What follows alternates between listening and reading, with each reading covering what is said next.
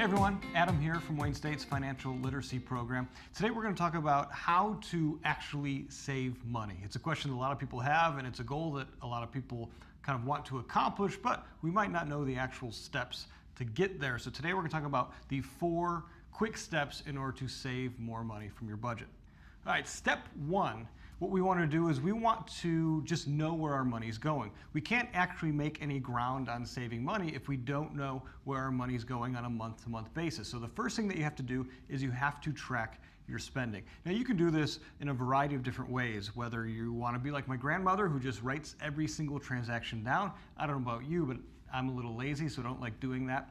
The good news is for lazy people like me is there are plenty of free applications that will track your spending for you. A popular one that we use here in the office is Mint, mint.com.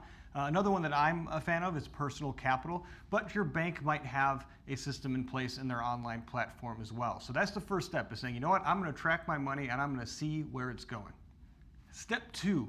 What we want to do is we want to categorize our spending. What's nice about these free online applications is that they will kind of do that for us. Now, sometimes when you spend money, the application might not know exactly how to place a certain transaction, so you'd have to go in manually and just tell it, hey, that's a restaurant spending, or that's entertainment, or something like that. But what we want to do is we want to break our money down into very specific categories so we can try to identify where any potential money leaks are.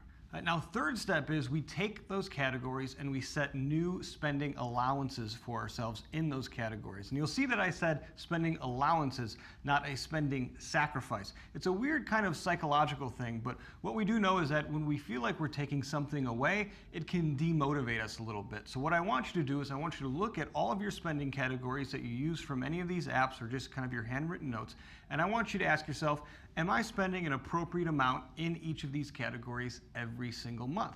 And if you don't think that the amount that you have been spending on average is appropriate, I want you to set a new spending allowance for yourself. So let's say that you're a student and you find that you're spending $125 a month on restaurant spending. That's outside of your meal plan and your warrior dollars and all those things.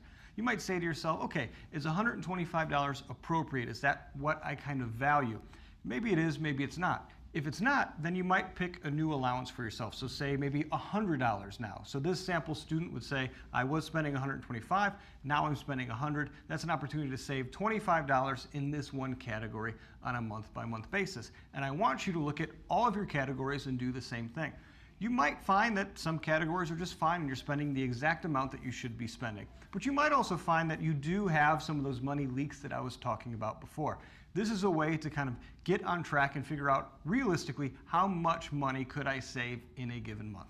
All right, step 4 now is what we want to do is we want to prepay ourselves with the money that we say we're going to save. You know, one big problem people have is that they actually do end up saving money, in that they actually do sacrifice a little bit in certain categories and save money on a month-by-month basis. Unfortunately, that money is not being allocated appropriately or timely enough for them. So say that that student I was talking about earlier, let's say that they found a number of categories and they were able to save $100 a month. Now, what some people try to do is they try to say, okay, at the end of the month, I've saved up $100. Now I'll take that money from my checking account and I'll put it into my savings account. But what a lot of people find is that actually maybe they did save $100 in a number of different categories, but they had actually then spent that extra $100 in a different category, or they created a new spending category for themselves throughout the course of the month. So instead of waiting till the end of the month to see if we actually do save that money, what we want to do is say, you know what, I know I can save that money. I'm going to prepay myself that money. And an easy way to do that is say, when do I get paid? Say it's bi-monthly like most people.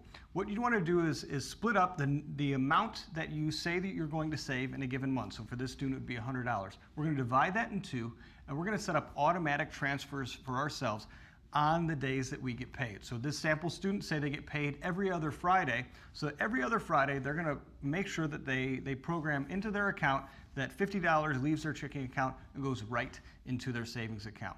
They know they're going to save that money anyway. They came up with that plan, and now they're kind of forcing that savings on themselves.